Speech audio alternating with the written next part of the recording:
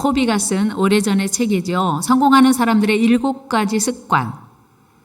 요즘은 성공하는 사람들의 20가지 습관이라는 책도 발간이 됐습니다. 그런가 하면 보도 셰퍼는 이기는 습관이라는 책을 펴내기도 했습니다. 그렇다면 우리가 유추할 수 있는 것이 아하, 성공도 습관이구나.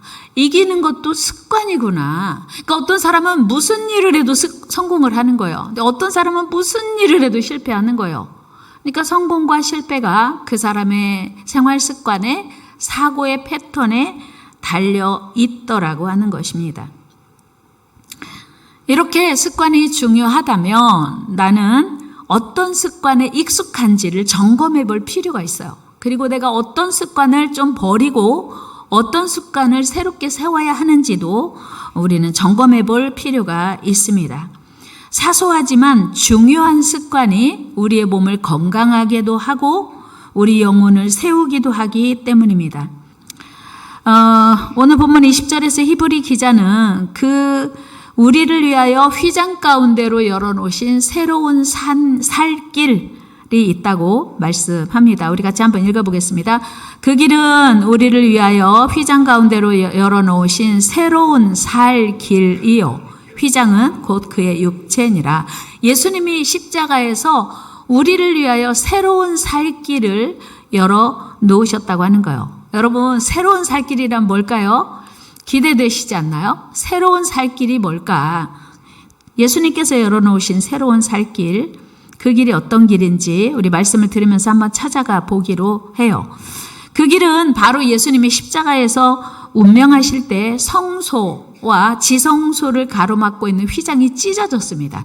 휘장이 찢어지면서 그 길이 열린 거예요. 우리 마태복음 17장 51절 읽습니다. 시작. 이에 성소 휘장이 위로부터 아래까지 찢어져 둘이 되고 땅이 진동하며 바위가 터지고. 예수님이 십자가에 돌아가실 때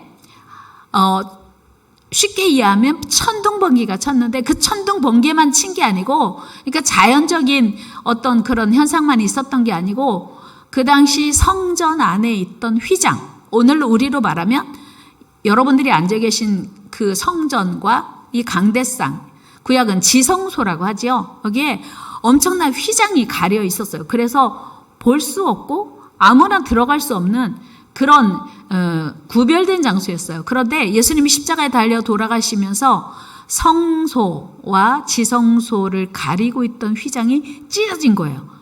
예수님께서 자신의 몸을 십자가에 찢으시면서 십자가에서 죽으시면서 우리에게 새로운 길이 열렸는데 뭐냐면 우리가 증거예요. 지금 여러분들 다 성소 안에 들어오셨고요. 저도 지금 지성소에 서 있는 거예요. 예수님이 십자가 사건이 아니었다면 우리는 성소 안에 들어와서 예배할 수가 없는 거예요. 목적이 예배라고 해도 들어올 수 없었습니다. 그런데 예수님께서 십자가 위에서 죽으시면서 당신의 몸을 찢으시면서 성소와 지성소의 구분을 폐하신 겁니다. 이 땅의 모든 성도들에게 영원하신 하나님의 보좌로 나아갈 수 있는 길을 열어주신 것입니다. 이 길은 아담의 범죄로 막혔던 생명나무로 나아가는 길, 또 온 인류에게 아담의 범죄로 인해서 생명나무로 나아갈 수 없도록 하나님이 두루 도는 불칼로 막아두셨어요. 우리 창세기 3장 29절 말씀 읽어봅니다. 시작. 이같이 하나님이 그 사람을 쫓아내시고 에덴 동산 동쪽에 그룹들과 두루 도는 불칼을 두어 생명나무의 길을 지키게 하신지라. 아담의 범죄가 에덴에서 추방당했을 뿐만 아니라 생명나무로 올 수 없도록 하나님께서 두루 도는 화영검, 불칼로 막으셨어요.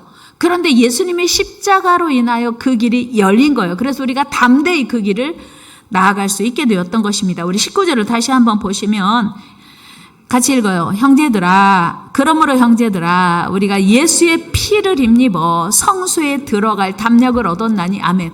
여러분들이 이곳에 와서 예배할 수 있는 것 자체가 예수님의 십자가의 은총이라는 사실이에요. 그러니까 예수님의 십자가 사건이 없었다면 우리는 결코 하나님을 아버지로 부를 수도 없고 성소 안에 들어올 자격이 없었다는 것입니다. 그러므로 우리는 이 모든 일을 가능하게 하신 주님의 십자가를 더욱 사랑하며 자랑해야 합니다. 그리고 주님의 십자가를 기뻐하고 사랑하고 자랑해야 되는 이 특권을 우리가 날마다 누려야 돼요. 그런데 문제는 이 놀랍고도 엄청난 은혜를 받은 우리의 반응이에요. 오늘 여러분들 표정 지금 한번 생각해 보세요. 내 표정이 어떤가? 하나님 앞에 예배드리러 나온 우리의 표정이 얼마나 기쁘고 행복하고 감사한지 여러분들의 표정을 한번 스스로 생각해 보세요. 네 사람이 산 정상에 올랐습니다. 첫 번째 사람은 새로 산 등산화를 신고 등산을 했습니다. 정상까지 올라가긴 했는데 발이 너무 아파서 그 정상의 아름다움을 맡기까지 못했습니다. 두 번째 사람은 높은 산 정상을 바라보니 경치가 너무 아름다운데 안타까운 마음이 밀려왔어요. 왜요? 이렇게 아름다운 곳에 땅 한 평이 없고 이렇게 아름다운 곳에 나의 집이 없다는 게 너무 애통했어요. 세 번째 사람은 하늘에 떠 있는 높은 구름을 보고서 갑자기 비라도 쏟아지면 어떡하나 그런 생각 때문에 그 산 꼭대기가 행복하지 못했습니다. 그런데 네 번째 사람은 정상에 오르기까지 힘든 시간과 여정을 거쳤지만 정상에서 바라보는 광활한 대지는 그야말로 황홀하고 감격적인 장면이었습니다. 그 순간 그는 너무나 기쁘고 행복했습니다. 여러분, 네 명의 친구들이 똑같이 정상에 올랐는데 왜 각각 다른 마음이었을까요? 관점 때문이에요. 습관 때문이에요. 그러니까 산에 올라가느라고 고생을 했지만 막상 올라가면 기뻐해야 되는데 하나도 기쁘지 않은 거예요. 마찬가지로 우리가 예수 그리스도를 믿게 되었으니 힘들고 어려운 순간은 있지만 예수 그리스도를 통해서 얻게 되는 은혜 그리고 영생, 이 기쁨이 우리 안에 있어야 된다는 것입니다. 사랑하는 여러분, 여러분은 어느 쪽이십니까? 2024년을 살아갈 수 있는 것이 기쁨이십니까? 2024년을 살고 있다는 것이 행복이십니까? 그렇게 되기를 축복합니다. 2024년을 살아가고 오늘 2월 18일 예배드릴 수 있는 것은요, 어제 하루만 더 살았으면 좋겠다고 간절히 원하는 사람의 소망. 그러니까 어제 이 땅을 떠난 많은 사람들이 있지 않겠어요? 그 사람들이 그렇게 원하는 꿈에도 소원인 그 소원을 우리는 오늘 살고 있는 것입니다. 그래서 많은 사람들이 올해는 작년보다 더 힘들 거야 라고 부정적인 전망을 하지만 그래서 불평해도 달라지는 거 없어요. 그래서 중요한 건 환경이 아니고 마음이라는 거지요. 우리 생각하는 습관이 문제입니다. 우리의 생각의 습관에 따라서 우리의 삶은, 우리의 미래는 달라집니다. 예레미야 선지자는 예레미야 22장 21절에서 이렇게 말씀하고 있어요. 같이 읽어요. 시작. 네가 평안할 때 내가 네게 말하였으나 네 말이 나는 듣지 아니하리라 하였나니 네가 어려서부터 습관이요. 어렸을 때부터 부모님 말씀도 불순종하고 어른 말씀, 선생님 말씀도 불순종하고 선생님 말씀, 하나님 말씀을 불순종하는 게 습관이래요. 여러분, 이스라엘 백성들은요, 하나님하고 언약을 맺었어요. 하나님이 이스라엘 백성들이 출애굽했을 때 너희는 나의 말을 순종해라. 난 너희 아버지가 될게. 약속을 했어요. 그래서 언약 백성인데 이스라엘 백성들이 알겠습니다 해놓고 말을 안 듣는 거예요. 하나님 말씀 듣고 순종하는 걸 싫어했다는 거예요. 어려서부터란 이스라엘 자손이 언약 백성이 된 직후부터 순종보다 불순종을 좋아했다는 거예요. 홍해를 건너서 광야 생활을 시작했을 때 이스라엘 백성들은 틈만 나면 하나님께 감사하기보다 원망 불평했습니다. 출애굽기 15장 24절 같이 읽어요. 시작. 이스라엘 백성이 모세에게 원망하여 이르되 우리가 무엇을 마실까 하매. 이스라엘 백성들은요, 원망하는 것이 습관이 돼 있었어요. 16장 2절도 한번 같이 봅니다. 시작. 이스라엘 자손 온 회중이 그 광야에서 모세와 아론을 원망하여. 아멘. 이스라엘 백성들은요, 어려서부터 불순종이 습관이래요. 그러면 우리는 어때요? 여러분은 입을 열면 감사가 나옵니까? 찬양이 나옵니까? 축복이 나옵니까? 입을 열면 원망이 나오고 불평이 나오십니까? 뿐만 아니고 이스라엘 백성들은 예레미야 시대의 고백 속에서도 무수히 불순종을 반복했대요. 우리 예레미야 3장 25절 말씀 읽어요. 시작. 우리는 수치 중에 눕겠고 우리의 치욕이 우리를 덮을 것이니 이는 우리와 우리 조상들이 청년의 때로부터 오늘까지 우리 하나님 여호와께 범죄하여 우리 하나님 여호와의 목소리에 순종하지 아니하였음이니라. 아멘. 어려서부터 하나님 목소리에 순종하지 않았대요. 엄청나게 많은 불순종을 한 거죠. 이게 그들의 습관이 된 겁니다. 이 말씀에서 여호와 말씀 듣기를 거부하고 불순종하는 것이 이스라엘 사람들의 삶의 특성이 되어버렸다는 것입니다. 참으로 가슴 아픈 일이죠. 여러분, 습관이 제2의 천성이다 이런 말이 있죠. 그렇다면 그런 불순종의 삶을 살았던 이스라엘 백성들의 삶의 결과가 무엇이었을까요? 그것은 멸망이었어요. 하나님이 이스라엘 백성들을 특별한 소유로 삼고 그들을 사랑하시고 도와주시고 함께 해주셨는데 그들이 하나님 말씀에 불순종하는 것이 습관이 되었을 때 하나님이 그들의 결과를 파멸이다 말씀하셨습니다. 생각하기도 싫지요. 분명히 예레미야 선지자는 말씀하고 있어요. 예레미야 22장 22절 말씀 읽겠습니다. 시작. 그때 네가 반드시 네 모든 악 때문에 수치와 욕을 당하리라. 아멘. 악이 뭐예요? 불순종 때문에. 습관이 된 불순종 때문에 수치와 욕을 당하리라. 그런데 여러분, 우리 예수님은 하나님이시잖아요. 하나님이신 예수님이 이 땅에 오셨을 때 어떤 습관 가지고 계셨을까요? 예수님의 습관이 무엇인지 알아보면 우리도 따라가야 되지 않겠습니까? 누가복음 22장에 보면 예수님은 이런 습관 가지셨어요. 같이 읽어요. 예수께서 나가사 습관을 따라 감람산에 가시매 제자들도 따라갔더니 아멘. 그러니까 예수님은 정말 바쁘시고 새벽부터 성전에서 가르치시고 병자를 고치시고 귀신도 내쫓으시고 말씀을 가르치셨어요. 정말 바쁘신데 습관을 따라 감람산에 가서 기도하셨습니다. 그렇다면 주님의 자녀된 우리는 어떤 습관을 익혀야 할까? 불순종의 습관을 버리고 순종의 습관을 가져야 할 줄로 믿습니다. 원망 불평보다는 감사의 습관을 가져야 할 줄로 믿습니다. 게으르고 나태함보다는 말씀 읽고 기도하는 습관 가져야 될 줄로 믿습니다. 여러분, 좋은 습관을 익히는 것이 왜 중요합니까? 습관은 그 사람의 삶이 되고 인격이 되고 미래가 되기 때문이에요. 한번 같이 해볼까요? 습관이 삶이 되고 인격이 되고 미래가 된다. 그러니까 그 사람이 지금 하루하루의 습관을 보면요, 그 습관이 쌓여서 자기 삶이 되기 때문에 저 사람의 삶이 어떻게 될 것인가를 우리는 알게 돼요. 우리 모두 나쁜 습관, 해로운 습관을 버립시다. 건강을 해치고 성공을 가로막는 나쁜 습관 버려야 돼요. 다 같이 해요. 나쁜 습관을 버립시다. 이기는 습관 가집시다. 성공하는 습관 가집시다. 여러분, 그렇다면 좋은 습관, 건강한 습관을 익히는데 시간이 얼마나 걸릴 것 같아요? 목사님, 뭐 시간이 필요해요? 즉각적으로 하면 되죠. 물론 더 말할 필요 없어요.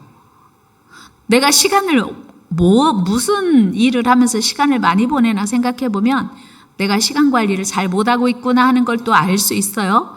그러니까 시간 관리를 좀 더 효율적으로 쓸 수 있는 것도 이제 자기를 분석을 해봐야 돼요. 자기를 돌아보면서 고칠 것을 고쳐가야겠죠.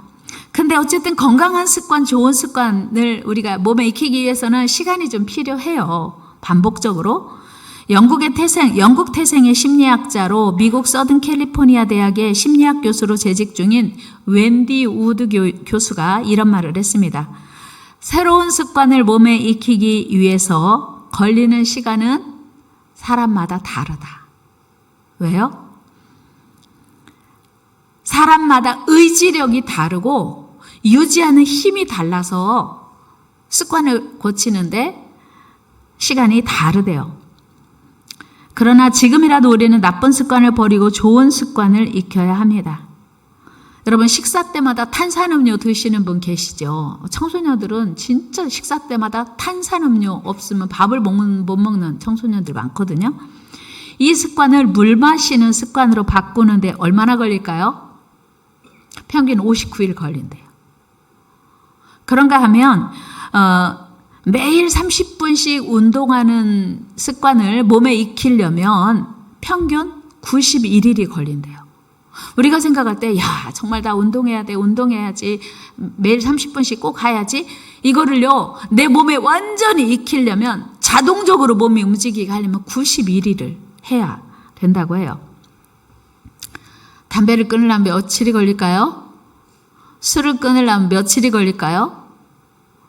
뭐 생각 없이 살면 그거는 절대로 못 고치고요. 고치려고 노력하면 하는데 걸리는 시간. 물론 사람마다 달라요. 중요한 건 바꾸려고, 이 습관을 바꾸려고 하는 의지, 결단이 더 필요하죠.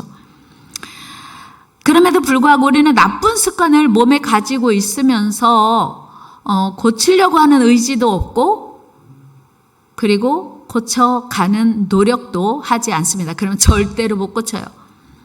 그럼에도 불구하고 우리는 건강한 삶을 위해서 좋은 습관을 몸에 익혀야 합니다. 우리 옆 사람하고 이렇게 다짐합니다. 우리 좋은 습관을 몸에 익힙시다.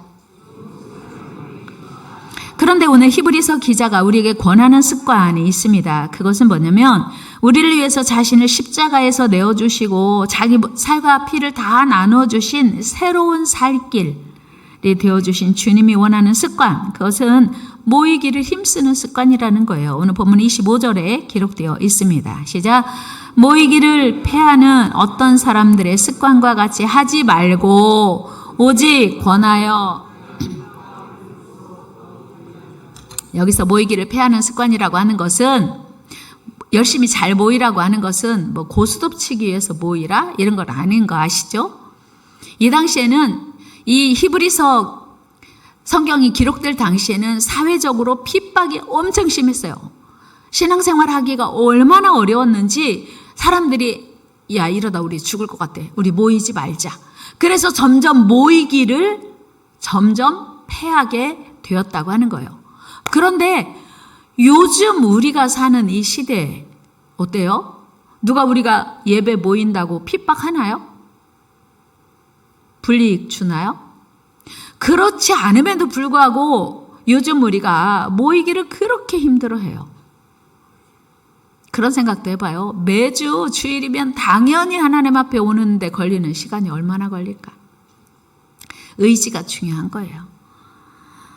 여러분, 그 히브리서가 기록될 당시에만 해도 예배를 위하여 모이고 신앙생활하는 것 자체가 대단히 고통이었어요. 고난이었어요. 시련이었어요. 마치 피 흘리기까지 싸워야 할 만한 전쟁에 비유하게 됐습니다. 우리 12장 4절 말씀 한번 같이 읽어봐요. 시작. 너희가 죄와 싸우되 아멘. 전쟁 수준이었던 거예요. 그러니까 우리가 하나님을 믿는 것이 전쟁하는 것만큼 피 흘리기까지 싸워야 할 만큼 어려운 일이었어요. 그럼에도 불구하고 모이기를 패하는 습관 따라하지 말라, 그렇게 말씀하는 것입니다.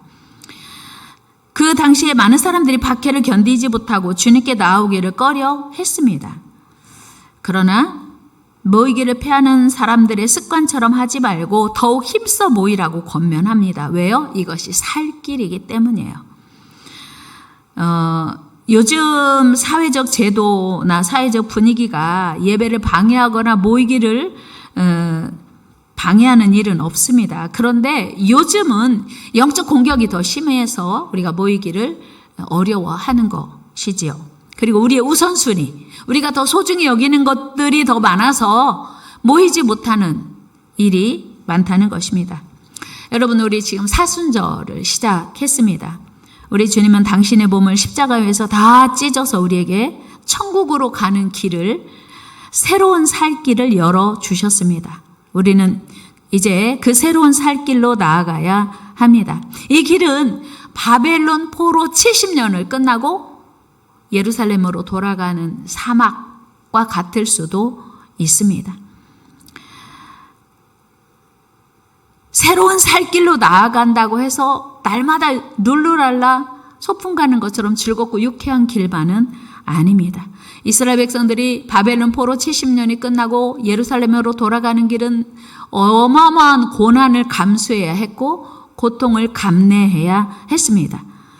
여러분, 우리 예수님께서 우리에게 열어놓으신 새로운 살 길도 날마다 즐겁고 유쾌하지만은 않습니다. 그러나 이 길이 살 길인 거예요. 예수님께서 열어놓으신 새로운 살 길을 통해서만 천국으로 갈 수 있기 때문이에요. 그래서 이 길을 우리는 힘들어도 가야 합니다. 어려워도 가야 합니다. 가기 싫어도 가야 합니다. 영원한 우리의 본향인 천국으로 가는 길이기 때문입니다. 과거 이스라엘 백성들은 사막의 대로를 따라 고향인 예루살렘으로 귀환하면서 이런 노래를 불렀습니다. 시편 126편인데요. 기쁨과 감격에 넘치는 노래. 1절을 우리 같이 한번 보시면 여호와께서 시온의 포로를 돌려보내실 때 우리는 꿈꾸는 것 같았도다. 바벨론 포로 70년이 끝나고 고레스 왕을 통해서 여러분 돌아가도 좋습니다. 가서 성전 건축하십시오. 은도 가져가고 금도 가져가십시오라고 했을 때 우와, 우리 가도 돼? 우리 포로였잖아. 우리 신분이 포로였는데 이제 우리 가도 된다고? 그들은요 완전 꿈꾸는 것 같은 기적이 일어났던 거예요. 그런데 막상 기쁨으로만 갈 수 없었던 것은 가는 길이 사막이었고 돌아가서도 새로운 일을 폐허가 된 예루살렘을 재건해야 하는 사명이 있었기 때문에 즐겁고 기쁘지만은 않았습니다. 그래서 여러분 잘 알고 계시는 시편 126편 5절 6절이 이때 부른 노래예요. 우리 같이 한번 읽어봅시다. 눈물을 흘리며 씨를 뿌리는 자는 기쁨으로 거두리로다. 울며 씨를 뿌리러 나가는 자는 반드시 기쁨으로 그 곡식단을 가지고 돌아오리로다. 아멘. 여러분, 이스라엘 백성들이 바벨론 포로 70년 살다 보니까 거기서 땅도 사고 자식도 낳고 집도 짓고 뭐 여러 가지 좋은 나름대로 살 수 있는 환경이 된 거예요. 그런데 그거 다 놓고 예루살렘으로 돌아가라 했을 때 울며 가야 했어요. 하나님의 명령이니까 가야 하긴 했지만 거기는 아무것도 없는데 가서 또 어떻게 고생을 해야 돼? 그래서 눈물로 가야 했습니다. 그런데 그들의 고백이 뭐예요? 울며 씨를 뿌리는 자는 기쁨으로 거두리로다. 눈물을 흘리며 씨를 뿌리는 자는 기쁨으로 그 단을 가지고 돌아오리로다 인 거예요. 여러분, 하나님을 사랑하고 그 뜻을 기쁨으로 순종하는 자는 때로 울어야 돼요. 오늘은 교회 가기 싫은데 가야 되니? 또는 우리가 주의 일에 헌신하고 충성해야 하니? 우리가 때로는 참 불편하고 어렵습니다. 그래서 때로는 눈물도 나고 때로는 고통도 따릅니다. 하나님이 열어놓으신 새로운 살 길이라고 해도 기쁘지만은 않은 거예요. 늘 행복하지만은 않은 거예요. 그러나 이 길만 우리에게 생명의 길이기 때문에 이 길만 승리의 길이기 때문에 우리는 그 길을 가야 돼요. 이것이 우리에게 영적 습관이 돼야 합니다. 여러분, 오늘 하나님을 멀리 떠나 있다면 다시 주님 앞으로 가까이 나아가는 출발이 되기를 축복합니다. 여러분, 우리 속으면 안 돼요. 예수 그리스도 옛날에 그런 얘기 했어요. 야, 교회 다니면 떡이 나오냐 밥이 나오냐, 교회를 왜 가냐, 바쁜데 할 일도 많은데. 그러나 이 길만이 생명의 길이고 영생의 길입니다. 그래서 우리는 진정한 성공의 길, 여러분 이 세상에서 아무리 성공해도요 100년이면 끝나요. 우리에게 돌아갈 영원한 고향이 있습니다. 그 영원한 고향을 준비하는 이 새로운 살길, 힘들지만 어려웠지만 기쁨으로 따라가면서 마침내 주님 앞에 서는 날, 잘하였도다 착하고 충성된 종이라고 하는 칭찬 듣는 저와 여러분 되기를 주의 이름으로 축복합니다.